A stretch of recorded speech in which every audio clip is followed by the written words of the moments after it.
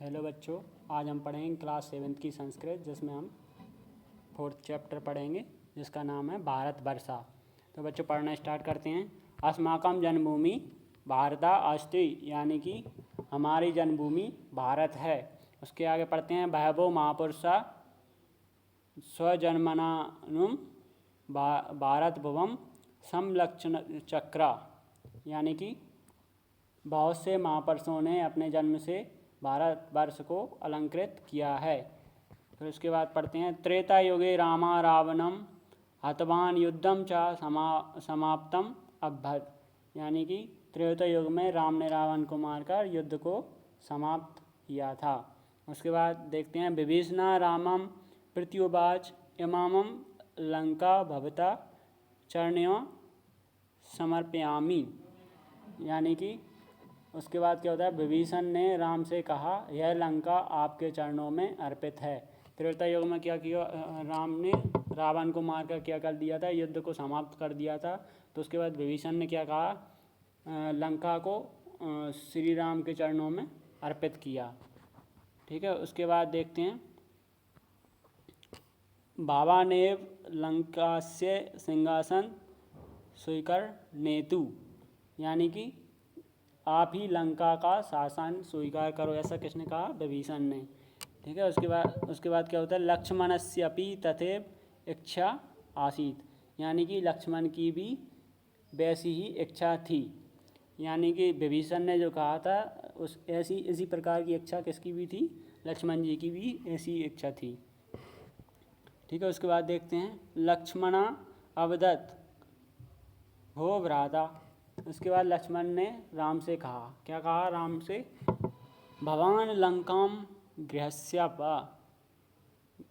क्या कहा, भवान लंकाम गृहस्यप भूपति च भवतु इति श्रुत्वा रामा लक्ष्मणम कथयत। ठीक है, तो लक्ष्मण ने क्या कहा, राम से कहा कि लंका को आप ग्रहण करो, आप ही राजा बनो। तो यह सुनकर राम ने क्या कहा, यति श्रुत्वा राम लक्ष्मणम कथयत, क्या कहा राम ने, अपि स्वर्णमयी लंका नाम लक्ष्मण रोचते जननी जन्मभूमिश्च स्वर्गादपि गरीयसी, यानी कि मातृभूमि स्वर्ग से भी श्रेष्ठ है। यह सोने की लंका मुझे अच्छी नहीं लगती, मातृभूमि स्वर्ग से भी श्रेष्ठ होती है। ठीक है, यानी कि मुझे ये लंका में नहीं रहना, इसलिए मैं ये राज्य को स्वीकार नहीं करता हूँ। जो जन्मभूमि होती है वह स्वर्ग से भी अच्छी होती है। उसके बाद देखिए अयम भारतवर्ष पवित्र अस्ति, यानी कि यह भारतवर्ष पवित्र है। सुजला सुफला सस्य श्यामला चयम भारतेव सर्वान असमान रक्षति, इसका मतलब क्या हो, सुजला का मतलब कि जल से युक्त, सुफला का मतलब फल से युक्त, सस्य श्यामला यानी कि हरी भरी, चयम भारते सर्वान असमान रक्षति, हरी भरी यह भारत भूमि हमारी रक्षा करती है। अस्य देशस्य विविधा संस्कृति, यानी कि इस देश की संस्कृति विभिन्न प्रकार की हैं। सर्वेषां चित्तं प्रसन्नं करोति, यानी कि सबका मन प्रसन्न करती हैं। पापानां च नाशं करोति पुण्याय च प्रेरयति, सबका मन प्रसन्न करती हैं, पापों का नाश कर पुण्य के लिए प्रेरित करती हैं। इस देश की जो संस्कृति है वो क्या करती हैं, सबके मन को प्रसन्न करती हैं, पापों का नाश कर पुण्य के लिए प्रेरित करती हैं। ठीक है, उसके बाद देखते हैं पाप नाशिनी गंगा अस्याम धारयाम एव बहती, इसका मतलब क्या है, पापों का नाश करने वाली गंगा इसकी धरती पर बहती है। ठीक है, अस्याम धारयाम एव बहती, यानी कि गंगा यहाँ बहती है। सिंधु कावेरी कृष्णा सरस्वती गोदावरी कृष्णा नर्मदा अपि अत्र बहन्ति, यानी कि सिंधु कावेरी यमुना सरस्वती गोदावरी कृष्णा नर्मदा भी यहाँ बहती हैं। गंगा तो बहती है, उसके अलावा कौन कौन सी नदियाँ और बहती हैं, सिंधु भी बहती है, कावेरी बहती है, यमुना भी बहती है, सरस्वती नदी भी बहती है, गोदावरी भी बहती है, कृष्णा भी बहती है और नर्मदा भी यहाँ बहती है। उसके बाद क्या लिखा है, हिम आच्छादित हिमालया अस्या श्वेत मुकुटमिव शोभिते सागरा अस्या चरणयुगलं निरंतरम प्रक्षालयन्ति। यानी कि बर्फ़ से ढका हिमालय सफ़ेद मुकुट के समान शोभित है। जो हिमालय है वो क्या बर्फ़ से ढका हुआ है और वो भारत के मुकुट के समान विद्यमान है, यानी कि उपस्थित है। उसके बाद देखिए अस्या चरण युगलम निरंतरम, यानी कि सागर अस्या चरण युगलम निरंतरम प्रचाल्यति। और इसके दक्षिण में क्या है, हिंद महासागर। तो इसके बारे में क्या कहा, समुद्र इसके पैरों को लगातार धोता रहता है।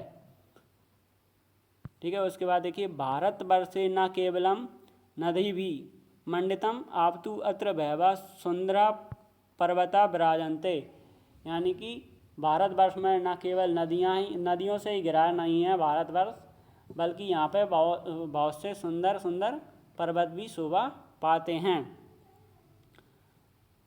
सुदीर्घा पर्वतमाला विशालिनी वनानि प्रभुता खनिज पदार्था चास्य देशस्य समृद्धिम प्रकटयन्ति। इसका मतलब क्या हुआ, सुंदर पर्वतों का विशाल वन और खनिज पदार्थ इस देश की समृद्धि को प्रकट करते हैं। उत्तरे रमणीय कैलाश पर्वता विराजते यत्र गुहासु त्रस्य मुनय च तपम कुर्वन्ति।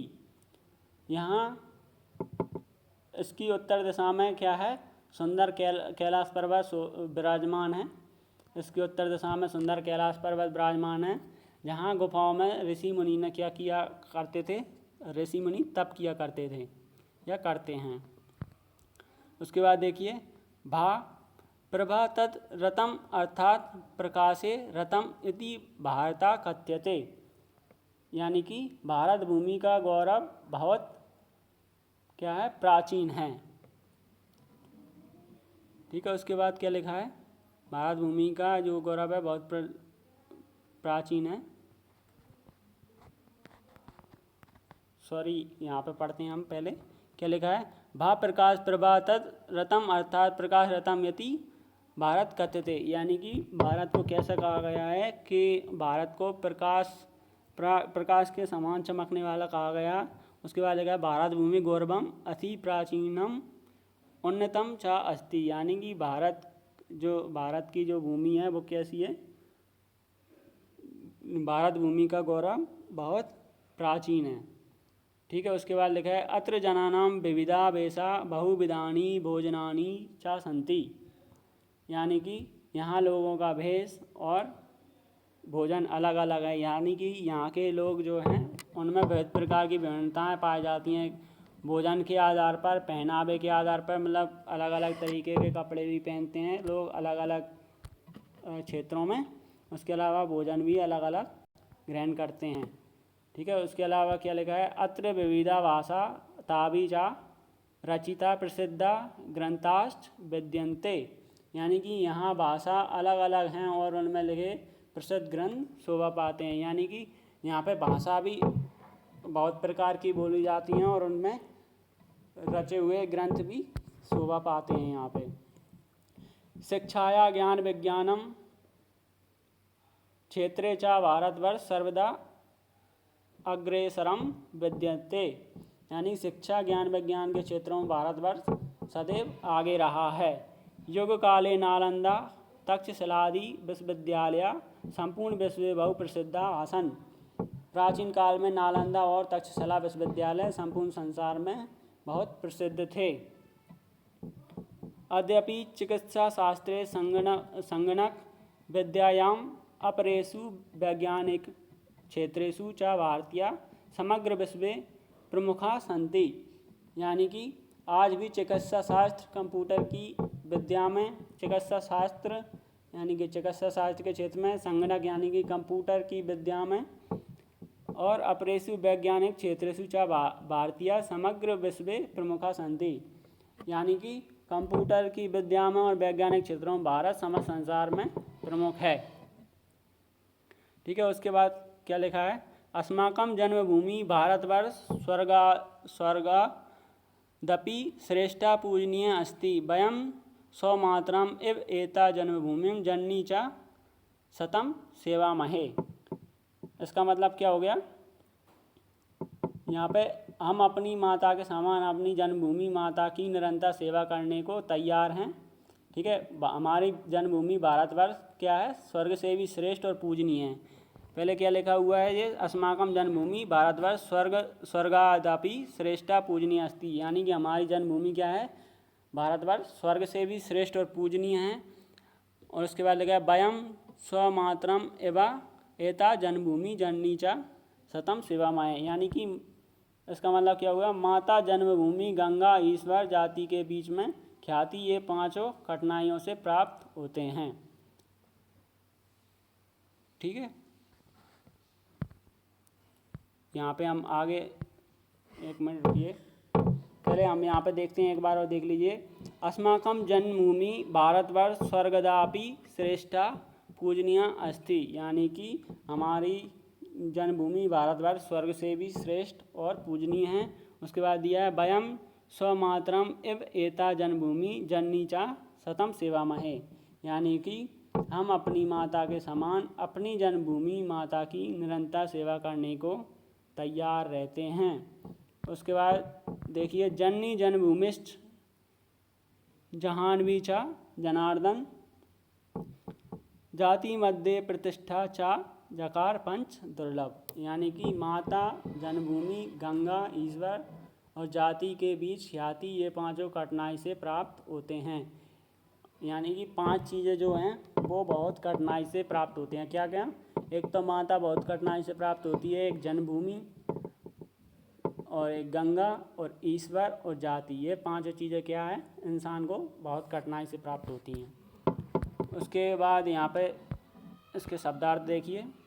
पहला क्या दिया है, सम लचक्रा, यानी कि अलंकृत किया, अलंकृत किया मतलब कि सजा हुआ। उसके बाद ये हतवान, हतवान यानी कि मार दिया। उसके बाद देखिए रामम प्रत्युवाच, यानी कि राम के प्रति बोले। उसके बाद देखिए भूपति, भूपति यानी कि राजा। उसके बाद देखिए स्वर्णमयी, स्वर्णमयी यानी कि सोने से युक्त। उसके बाद दिया है सस्य श्यामला, सस्य श्यामला यानी कि हरी भरी। उसके बाद दिया है धारायाम, धारायाम यानी कि पृथ्वी पर। उसके बाद दिया है चास्य, चास्य, चास्य का मतलब क्या होता है, और इससे। गुहासु, गुहासु यानी कि गुफाओं में। तावी, तावी का हिंदी अर्थ क्या होता है, उन सब की। रचिता यानी कि रचे हुए। जनार्दन, जनार्दन का हिंदी अर्थ क्या है, विष्णु, विष्णु को संस्कृत में क्या कहते हैं, जनार्दन। जाह्नवी, जाह्नवी किसको कहा गया है, गंगा को। और उसके बाद ये अग्रेसम, अग्रेसम यानी कि आगे बढ़कर। इसके बाद हम इसकी एक्सरसाइज करते हैं। यहाँ पर देखिए सही विकल्प पर सही का निशान लगाना है। तो पहला देखते हैं, खालिस्तान रामम प्रत्युवाच इमा लंकाम भवत शरण्यों समर्पयामि, तो ये किसने कहा था, किसने राम के चरणों में लंका को अर्पित किया था, विभीषण ने। ठीक है, तो पहले का क्या हो जाएगा, विभीषण। ठीक है, उसके बाद दूसरा देखिए अस्माकम जन्मभूमि क्या है, हमारी जन्मभूमि क्या है, भारत, तो दूसरे वाले का क्या हो जाएगा, भारत। उसके बाद थर्ड वाला देखिए, थर्ड वाले में क्या दिया हुआ है, अस्या चरणाम युगलम निरंतम प्रचालयंती, यानी कि भारत के चरणों को हमेशा कौन धोता रहता है, तो इसका क्या हो जाएगा, सागर, यानी कि सेकंड वाला, इसका क्या हो जाएगा, सागर। ठीक है, उसके बाद रिक्त स्थानों की पूर्ति कीजिए, रिक्त स्थानों की पूर्ति कीजिए में देखिए त्रेता युगे राम रावणम हतवान, तो इसमें क्या जाएगा, युद्धम चा समाप्तम अभवत, यानी कि राम ने रावण को मार दिया और युद्ध समाप्त हो गया। उसके बाद सेकंड वाला देखिए, जननी जन्मभूमि, यानी कि जन्मभूमि है स्वर्ग से भी ऊपर है। ठीक है, तो जननी और जन्मभूमि। ठीक है, तो इसमें सेकंड वाले में क्या आ जाएगा, जननी आ जाएगा। ठीक है, सेकंड वाले में आ गया जननी। उसके बाद थर्ड वाला देखिए, पाप नाशनी अस्या धार्याम एव बहती, यानी कि पाप को नाश करने वाला कौन बहती है, तो इसमें थर्ड वाले में क्या जाएगा, गंगा। उसके बाद फोर्थ देखिए, कैलाश पर्वता विराजते यत्र ग्रासी रसस्य मनस्य चा, क्या आएगा, कुर्वन्ति। तो कैलाश पर्वत भारत के कहाँ पे, उत्तर रमणीय, यानी कि उत्तर में क्या है, इसमें क्या है, पहले खालिस्तान में क्या जाएगा, चौथे के में उत्तरे रमणीय, यानी कि उत्तर में कैलाश पर्वत विराजमान है, जहाँ वहाँ पे जो गुफाएं हैं उनमें ऋषि मुनि क्या करते हैं, ताप करते हैं। तो इसमें क्या जाएगा, तापम कुर्वन्ति, यहाँ पे आ जाएगा ताप और यहाँ पे आ जाएगा उत्तरे रमणीय। उसके बाद पांचवा देखिए, शिक्षाया खालिस्तान क्षेत्र या भारतम सर्वदा अग्रसम वर्तते, यानी कि यहाँ पे क्या जाएगा, ज्ञान विज्ञानम। ठीक है, इसके आगे हम वाक्य रचना देखते हैं। जो दिए गए शब्दों से हमें संस्कृत में वाक्यों की रचना करनी है। ठीक है, तो पहला शब्द दिया हुआ है, क्या दिया है, निरंतरम। तो निरंतर के लिए अभी हमने देखा था क्या, कि सागरास्य चरण युगलम निरंतरम प्रचाल्यति, यानी कि निरंतर का मतलब कि हमेशा बहता रहता है। ठीक है, या तो इसमें हमने शब्द का यूज किया, सागरा अस्या चरण युगलम निरंतरम प्रचालयन्ति। उसके बाद ब्राजते, तो ब्राजते भी हमने अभी इस पाठ में पढ़ा था। तो इसका क्या होगा, भारतवर्षे न केवलम नदी भी मंडलम आपितु अत्र वैवा सुंदरम सुंदरा पर्वत विराजते, यानी कि यहाँ केवल नदी नहीं बहती बल्कि यहाँ सुंदर पर्वत भी विराजमान हैं। उसके बाद पुण्याय देखिए, पुण्याय का यूज भी अपने इस पाठ में अभी पढ़ा था। तो क्या हो जाएगा, पापानाम चा नाशम करोति पुण्याय चा प्रेरयति। तो यहाँ पे हमने ये पुण्याय शब्द का क्या किया है, उपयोग किया है। ठीक है, उसके बाद देखिए क्षेत्रेषु का, इसके लिए भी हमने इस पाठ में पढ़ा था, संगणक विद्याम अप्रेषु वैज्ञानिक क्षेत्रेषु चा भारतीय समग्र विश्व क्या है, प्रमुखता संति, यानी कि समग्र भारत में क्या है, सभी क्षेत्रों में, वैज्ञानिक क्षेत्रों में और भी क्षेत्रों में प्रमुख स्थान रखता है भारत। ठीक है, उसके बाद देखिए शोभते का हमने हिमाच्छादित हिमालय अस्य श्वेत मुकुटमिव शोभते। ठीक है, तो यहाँ पे हमने शोभते का उपयोग किया है। उसके बाद नर्मदा, कृष्णा नर्मदा अपि अत्र बहन्ति, यहाँ पे हमने नर्मदा का उपयोग किया है। ठीक है, तो हमारे ये इन वाक्यों का प्रयोग करके संस्कृत में हमने ये कथन बनाए हैं। उसके बाद देखिए, संस्कृत निम्नलिखित प्रश्नों के उत्तर संस्कृत में दीजिए। तो यहाँ पे हम क्वेश्चन आंसर पढ़ेंगे। ठीक है, तो पहला दिया है, रामा किम अब्दत लक्ष्मणस्य वचनम श्रुत्वा, यानी कि राम ने जब लक्ष्मण का वचन सुना तो उन्होंने क्या कहा, अपि स्वर्णमयी लंका नाम लक्ष्मण रोचते जननी जन्मभूमिश्च स्वर्गदीपी, क्या बोला था, स्वर्गदपि गरीयसी, क्या बोला था, अपि स्वर्गमपि लंका नाम रोचते जननी जन्मभूमिश्च स्वर्गादपि गरीष्यति। ठीक है, क्या जाएगा यहाँ पे, यानी कि मुझे लंका में सोने से युक्त लंका अच्छी नहीं लगती, जननी और जन्मभूमि क्या होती है, स्वर्ग से भी ऊपर होती है, तो मैं लंका को स्वीकार नहीं करूँगा। ठीक है, उसके बाद दूसरा वाला देखिए, भारत देशस्य का सर्वेषां चित्तं प्रसन्नं करोति, यानी कि भारत की क्या कौन सी चीज़ है जो सभी के चित्त यानी कि मन को प्रसन्न करती है। तो भारत देशस्य विविध प्रकार की संस्कृति है वो सभी को मन को प्रसन्न करती है। भारत देशस्य विविधा संस्कृति सर्वेषां चित्तं प्रसन्नं करोति। उसके बाद देखिए, कुत्र वैवा सुंदरा पर्वता विराजन्ते, यानी कि भारत में क्या है, ये कहाँ पे बहते हैं, कुत्र वैवा सुंदरा पर्वता विराजन्ते, यानी कि कहाँ पे सुंदर नदियाँ बहती हैं और पर्वत विराजमान है। तो क्या जाएगा इसका, भारतवर्षे वैवा सुंदरा पर्वता विराजन्ते। उसके बाद देखिए, गुहासु के बसंती किम च कुर्वन्ति ते, यानी कि गुफा में कौन बसते थे और क्या करते थे। तो गुहा में कौन बसते थे, ऋषि मुनि बसते थे और तप करते थे। तो क्या हो जाएगा, गुहासु ऋष्य मुनय च तापम कुर्वन्ति, यानी कि गुहा में ऋषि मुनि रहते थे और ताप करते थे। ठीक है, तो यहाँ पे हमारा 4th चैप्टर भी क्लियर। इससे आगे हम अगली क्लास में पढ़ेंगे।